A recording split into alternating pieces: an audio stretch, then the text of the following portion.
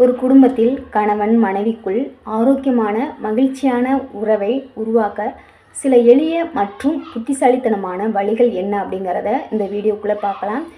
அதனால் ஸ்கிப் பண்ணாமல் பாருங்கள். நிறைய விஷயங்களை நான் இதில் சொல்லியிருக்கேன். அதாவது நீங்கள் ஸ்கிப் பண்ணிட்டீங்க அப்படின்னா முக்கியமான விஷயங்களை நீங்கள் பார்க்காம போகலாம்.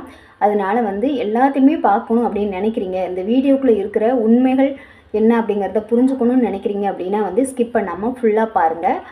ஓகேங்களா? இடையில கேள்விகளும் கேட்டிருக்கேன். அதற்கான பதில்களும் நீங்கள் கமெண்டில் சொல்லுங்கள். ஓகேங்களா?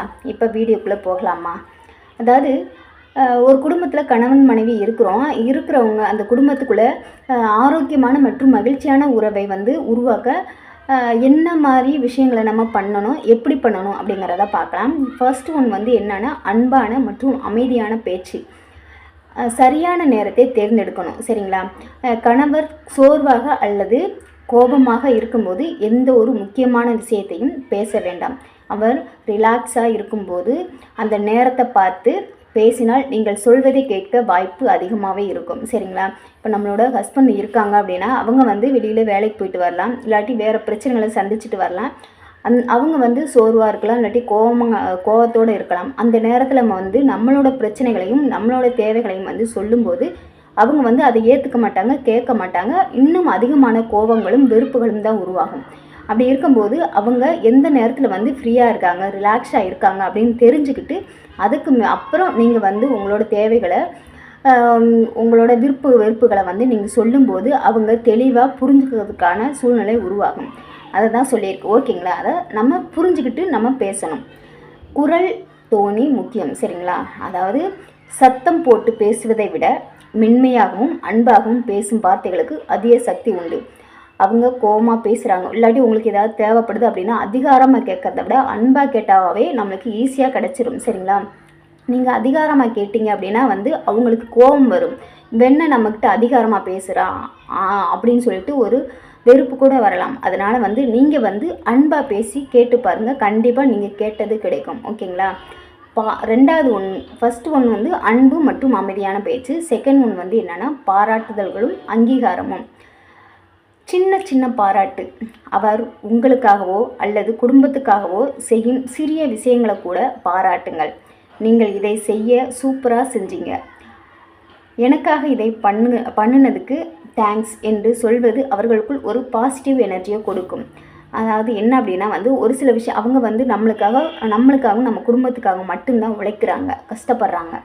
அவங்க ஏதாவது ஒரு சின்ன விஷயம் ஏதாவது ஒன்று வாங்கிட்டு வந்து கொடுக்குறாங்க அப்படின்னா அது உங்களுக்கு பிடிச்சாலும் பிடிக்காட்டியும் அதை நீங்கள் சந்தோஷமாக ஏற்றுக்கணும். ரொம்ப தேங்க்ஸ், இது ரொம்ப நல்லா இருக்குது, இது அழகாக இருக்குது, எனக்காக என் குழந்தைகளுக்காக வாங்கிட்டு வந்ததுக்கு ரொம்ப ரொம்ப நன்றி அப்படின்னு ஒரு சின்ன சின்ன விஷயங்களை நம்ம சொல்லும்போது அவங்களுக்கு இன்னும் ஆர்வம். நம்ம வாங்கி கொடுத்தது 10 ரூபாயா இருக்கும், ஆனால் அவங்க சந்தோஷப்படுறது ரொம்ப சந்தோஷமாக இருக்காங்க அப்படிங்கிற ஒரு எண்ணத்தில் இன்னுமே அவங்களுக்கு அந்த ஒரு நம்ம அவங்களுக்கு மோட்டிவேட் பண்ணுற மாதிரி ஒரு எனர்ஜி கிடைக்கும். அதனால் சின்ன சின்ன விஷயங்களில் நம்ம அவங்கள பாராட்டணும், அங்கீகாரம் கொடுக்கணும். சரிங்களா? நீங்கள் இல்லைன்னா நான் இல்லை, நீங்கள் எங்களுக்காகவே இருக்கீங்க அப்படின்னு சொல்லிட்டு நம்ம அவங்கள பெருமைப்படுத்தணும். அப்படிங்கும்போது அவங்களுக்கு ஒரு பூஸ்ட் கொடுத்த மாதிரி ஒரு எனர்ஜி கிடைக்கும். சரிங்களா? மூணாவது விஷயம் என்னென்னா ஈகோ இல்லாத விட்டு கொடுத்தல். அதாவது வாக்குவாதங்களை தவிர்த்தல். ஒரு கோபமான சூழ்நிலையில் இருவருமே பேசிக்கொண்டிருந்தால் அது சண்டையாக மாறும். ஒருவர் கோபமாக இருக்கும்போது மற்றொருவர் அமைதியாக இருப்பது பல பெரிய பிரச்சனைகளை தவிர்க்கும். அது உண்மைதாங்க. அதாவது இப்போ ஹஸ்பண்ட் ஒய்ஃபுக்குள்ளே ஏதோ ஒரு விஷயத்தினால பிரச்சனைகள் வருது, சண்டைகள் வருது. அப்படிங்கும்போது ஹஸ்பண்ட் கோபமாக இருக்காங்க, ஏன்னா அவங்க வெளியில் வேலைக்கு போயிட்டு வராங்க, அவங்களுக்கு பல பிரச்சனைகள் இருக்கும். அப்படி இருக்கும்போது நம்ம மனைவி வீட்டில் இருக்கவங்க பொறுமையாக இருந்துக்கலாம். அதே மாதிரி மனைவி ஏதோ ஒரு விஷயத்தில் வீட்டு டென்ஷனில், வீட்டில் இருக்க பிரச்சனைகளை, வீட்டு வேலைகளில் ஏதோ ஒரு கோபமாக இருக்காங்க அப்படிங்கும்போது ஹஸ்பண்ட் புரிஞ்சு நடந்துக்கணும். சரிங்களா? வேலைக்கு போயிட்டு வரீங்க அப்படிங்கிறதுக்காக நீங்களும் கோவப்படக்கூடாது, வீட்டு வேலையை பூரா நானே பார்க்குறேன் அப்படிங்கிறதுக்காக மனைவியும் கோவப்படக்கூடாது. சரிங்களா? யாராவது ஒருத்தர் பொறுமையாக போகணும். அதிகமாக யார் பேசுகிறீங்களோ அவங்க அமைதியாக போகணும். யார் மேலே தப்பு இருக்கோ அவங்க ஒருத்தவங்க நம்ம பேச்சை குறைச்சிக்கிட்டாவே போதும். பெரிய விஷயங்களை நம்ம பெரிய பிரச்சனைகளை நம்ம தவிர்க்கலாம். அதனால் ஹஸ்பண்ட் ஒய்ஃபுகளை விட்டு கொடுத்தல், ஈகோ இருக்கவே இருக்கக்கூடாது. விட்டு கொடுத்தல் முக்கியம். ஏன்னா ஒரு குடும்பத்துக்கு அமைதியும் மகிழ்ச்சியான வாழ்க்கையும் வேணும் அப்படின்னு நினச்சிங்கன்னா விட்டு கொடுத்தல் அப்படிங்கிறது அந்த விஷயம் வந்து முக்கியமான ஒன்று. அது கண்டிப்பாக தேவையா 2 பேருக்குமே வேணும். ஆனால் சண்டை வரும்போது யாராவது ஒருத்தர் விட்டு கொடுத்து போகிறது ரொம்ப ரொம்ப நல்லது.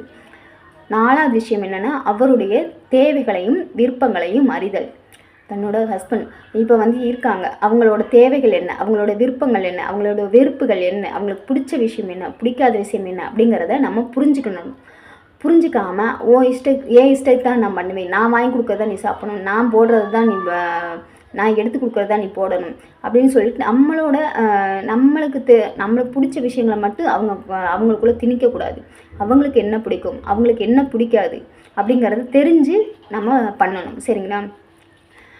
பிடித்த விஷயங்கள், அவருக்கு பிடித்தமான உணவுகளை சமைத்து கொடுப்பது, அவருக்கு பிடித்த விஷயங்களுக்கு முக்கியத்துவம் கொடுப்பது போன்ற செயல்கள் அவர் மனதில் உங்களுக்குள் இருக்கும் இடத்தை இன்னும் உயர்த்தும். இப்போ வந்து ஹஸ்பண்ட் இருக்காங்க, கோவமாக இருக்காங்க, ஏதோ சண்டை வருது, அவங்கள சமாதானப்படுத்தணும் அப்படின்னா அவங்களுக்கு என்ன பிடிக்கும், அவங்களுக்கு எந்த சாப்பாடு பிடிக்கும், எப்படி செஞ்சால் அவங்களுக்கு பிடிக்கும், எப்படி நடந்துக்கிட்டால் பிடிக்கும் அப்படிங்கிறத தெரிஞ்சுக்கிட்டு நீங்கள் அதுக்கு தகுந்த மாதிரி உங்களை மாற்றிக்கிட்டீங்க இல்லை செஞ்சு கொடுத்தீங்க அப்படின்னா கண்டிப்பாக அவங்களுக்குள்ளே இருக்கிற அந்த கோபங்கள் வந்து குறையிறதுக்கான வாய்ப்பு அதிகமாகவே இருக்குது. சுயமரியாதை, ரெஸ்பெக்ட். ஆண்கள் பெரும்பாலும் தங்கள் சுயமரியாதைக்கு அதிக முக்கியத்துவம் கொடுப்பார்கள். அதை எப்போதும் விட்டு கொடுக்காமல் பேசுவது நல்லது. அதாவது நான் தான் அப்படிங்கிற ஒரு ஹெட் வெயிட் இருக்கும் ஆண்கள்கிட்ட. அது வந்து என்னன்னா பெண்கள் கொஞ்சம் விட்டு கொடுத்து போகிறனால தப்பு இல்லை. சரிங்களா? எங்கள் வீட்டில் என்னோடய ஹஸ்பண்ட் வந்து அவங்கள வந்து நான் எப்போயுமே இறக்கி வச்சு பேச மாட்டேன். ஆனால் இருந்தாலும் வந்து முடிஞ்சளவு அவங்க இறங்கி போவாங்க, இல்லாட்டி நான் இறங்கி போயிடுவேன். இதுதான் இறங்கி போகிறதுல நம்ம குறைஞ்சி போயிட மாட்டேன். நம்ம குடும்பம் நல்லா இருக்கணும், நமக்கு என்னது புருஷன் பிள்ளை மனைவின்னு சொல்லிட்டு குடும்பத்தோடு சந்தோஷமாக இருக்கணும். ரொம்ப நாளைக்கு வந்து நம்ம பிள்ளைகளை வந்து நல்லா வளர்க்கணும், நல்லா படிக்க வைக்கணும், நம்ம மற்றவங்க முன்னாடி நல்லா வாழ்ந்து காட்டணும் அப்படின்னு நினச்சிங்க அப்படின்னா இந்த ஒரு சின்ன விஷயத்தை விட்டு கொடுத்தாவே போதும். நம்ம வாழ்க்கையில் எப்பயுமே சந்தோஷமாக இருக்கலாம். சரி, ஓகேங்களா? அதுக்கு முன்னாடி ஒரு கேள்வி என்ன அப்படின்னா வந்து ஆண்களோட கோபத்தை குறைக்கிற ஒரு சீக்ரெட்டான விஷயம் உங்களுக்கு தெரிஞ்சால் கமெண்டில் சொல்லுங்கள். அது என்னன்னு மற்றவங்களும் தெரிஞ்சுக்கட்டும். சரிங்களா? ஒரு மனைவியாக உங்கள் கணவர்கிட்ட நீங்கள் விரும்புகிற ஒரு முக்கியமான விஷயம் என்ன அப்படிங்கிறத கமெண்டில் சொல்லுங்கள். அது என்னன்னு நானும் தெரிஞ்சுக்கிறேன். ஓகேங்களா? ஃபஸ்ட்டு ஒன்று வந்து என்ன பார்த்தோம், அன்பு மற்றும் அமைதியான பேச்சு. செகண்ட் ஒன்று வந்து பாராட்டுதல்களும் அங்கீகாரமும். தேர்ட் ஒன்று வந்து ஈகோ இல்லாத விட்டு கொடுத்தல். ஃபோர்த் ஒன்று அவருடைய தேவைகளையும் விருப்பங்களையும் அறிதல். ஃபிஃப்த் ஒன்று வந்து என்ன அப்படின்னு பார்க்கலாம், வெளிப்படையான தொடர்பு, அதாவது கம்யூனிகேஷன். மனதில் உள்ளதே பேசுங்கள். வெளிப்படையாக வந்து எதையுமே பேசணும், மனசில் என்ன தோணுதோ அதை பேசணும். அதுக்காக கோவப்பட்டீங்க அப்படின்னா கோவத்தில் எல்லா விஷயத்தையும் பேசக்கூடாது. வெளிப்படையாக அவங்கக்கிட்ட ஏதாவது உங்களுக்கு தேவைகள் இருக்குது, உங்களுக்கு ஏதாவது பேசணும்னு நினைக்கிறீங்கன்னா அவங்கக்கிட்ட வெளிப்படையாக பேசுங்க. உங்கள் எதிர்பார்ப்புகளை அவர் தானாக புரிந்து கொள்ள வேண்டும் என்று நினைக்காமல் எனக்கு இது பிடிக்கும், இதை இப்படி செய்யலாம் என்று வெளிப்படையாகவும் அதே சமயம் அன்பாகவும் புரிய வையுங்கள். அதுதாங்க உண்மை. உங்களோட மனசில் இருக்கிறத அவங்களால புரிஞ்சுக்க முடியாது, நீங்கள் தான் புரிஞ்சுக்கணும் அப்படிங்கிற கட்டாயமும் படுத்தக்கூடாது. சரிங்களா? அதாவது நீங்கள் புரிஞ்சுக்கிறீங்க அப்படிங்கன்னா அதே மாதிரி அவங்களும் இருக்கணுங்கிற அவசியம் இல்லை. அவங்களுக்கு புரியாத விஷயங்களை, உங்களோட தேவைகளை நீங்கள் வந்து அவங்கக்கிட்ட வெளிப்படையாக அன்பாக வந்து சொல்லி கேட்டாலே போதும். அவங்க வந்து புரிஞ்சுக்குவாங்க, வாங்கி கொடுப்பாங்க. அதே போல் வந்து என்னன்னு கேட்குற விதம் தான் நம்மளுக்கு முக்கியம். சரிங்களா? கேட்குறது நம்ம வந்து அன்பாக இருக்கணும், கோபத்தால் அதிகாரத்தால் கேட்கக்கூடாது. ஓகேங்களா? முக்கியமான குறிப்பு என்ன அப்படின்னா வந்து ஒருவரை சமாளிப்பது என்பதை விட அவர்களை புரிந்து கொள்வது தான் திருமண வாழ்க்கையின் அடித்தளம். அது உண்மைதாங்க. இப்போ தன்னோட கணவரை வந்து மனைவி சமாளிக்கணும் அப்படிங்கிறத விட ஃபஸ்ட்டு கணவருக்கு என்ன பிடிக்கும், என்ன பிடிக்காது, அப்படிங்கிறத அவங்களோட இப்போ தன்னோட கணவன்கிட்ட ஏ டு இஜெட் வந்து எல்லாமே தெரிஞ்சு வச்சுக்கணும். அவங்களுக்கு என்ன பிடிக்கும், என்ன பிடிக்காது, எப்போ எழுந்திருப்பாங்க, எங்கே போவாங்க அப்படிங்கிறது எல்லாத்தையுமே தெரிஞ்சு வச்சுக்கணும். சரிங்களா? அது அவங்கள புரிஞ்சுக்கிட்டாவே போதும். குடும்பத்தில் நிறைய பிரச்சனைகள் வந்து குறைச்சிக்கலாம்.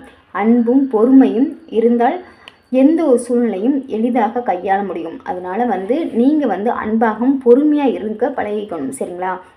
மேக்ஸிமம் வந்து ஹஸ்பண்ட் கோவப்பட்டாலும் பெண்கள் வந்து மனைவியாக இருக்கிறவங்க கொஞ்சம் பொறுமையாகவும் அன்பாகவும் நடந்துக்க பழகிக்கோங்க. அது ரொம்ப ரொம்ப முக்கியம். சரிங்களா? இந்த வழிகளில் உங்கள் வீட்டில் எந்த வழி நல்லா ஒர்க் அவுட் ஆகியிருக்கு அப்படிங்கிறத உங்களோட அனுபவத்தை எங்களுக்கு வந்து பகிர்ந்துக்கோங்க. சரிங்களா? நாங்களும் தெரிஞ்சுக்கிறோம். ஓகேங்களா? அடுத்து வந்து என்ன அப்படின்னா வந்து, உங்கள் கணவர் கோபமாக இருக்கும்போது அவரை சமாதானப்படுத்த நீங்கள் என்ன மேஜிக் ட்ரிக் யூஸ் பண்ணுவீங்க அப்படிங்கிறதையும் கமெண்டில் சொல்லுங்கள். நாங்களும் தெரிஞ்சுக்கிறோம், நாங்களும் யூஸ் பண்ணி பார்க்குறோம். ஓகேங்களா? ஓகே, இந்த வீடியோ உங்களுக்கு பிடிச்சிருக்குன்னு நினைக்கிறேன். நீங்கள் சப்ஸ்கிரைப் பண்ணாமல் இருந்தீங்கன்னா சப்ஸ்கிரைப் பண்ணுங்கள். பெல் ஐக்கனை கிளிக் பண்ணிட்டு ஆளுங்கிறத கிளிக் பண்ணுங்கள். அப்போ தான் நான் போகிற வீடியோஸ் எல்லாமே உங்களுக்கு நோட்டிஃபிகேஷனாக வரும். ரெகுலராகவே வீடியோஸ் போகிறேன், ஷார்ட்ஸ் போகிறேன், லைவ் போட்டுருக்கேன். எல்லாத்தையுமே பாருங்கள். உங்களுக்கு எந்த மாதிரி வீடியோஸ் வேணுங்கிறதையும் கமெண்டில் சொல்லுங்கள். அதுக்கு தகுந்த மாதிரி வீடியோ க்ரியேட் பண்ணி நான் போடுறேன். ஓகேங்களா? என்னோடய வீடியோ பிடிச்சிருந்துச்சின்னா லைக் பண்ணுங்கள், ஹைப் பண்ணுங்கள். ஹைப் பண்ணிங்கன்னா எனக்கு கமெண்ட்ஸ் கிடைக்கும். அதாவது பாயிண்ட்ஸ் கிடைக்கும். பாயிண்ட்ஸ் கிடைச்சா எனக்கு ஒரு மோட்டிவேஷனாக இருக்கும். ஓகேங்களா? அதுக்காக லைக் பண்ணிவிட்டு ஹைப் பண்ணுங்கள். விட்டு கொடுத்து வாழ்கிறதுல தோற்று போகிறது யாரும் இல்லை, குறிப்பாக கணவன் மனைவிக்குள்ளே. ஓகேங்களா? இந்த வீடியோ உங்களுக்கு பிடிச்சிருந்தா லைக் பண்ணுங்கள், உங்கள் ஃப்ரெண்ட்ஸுக்கும் ஷேர் பண்ணுங்கள். ஓகே, பாய்ங்க. அடுத்த வீடியோவில் பார்க்கலாம்.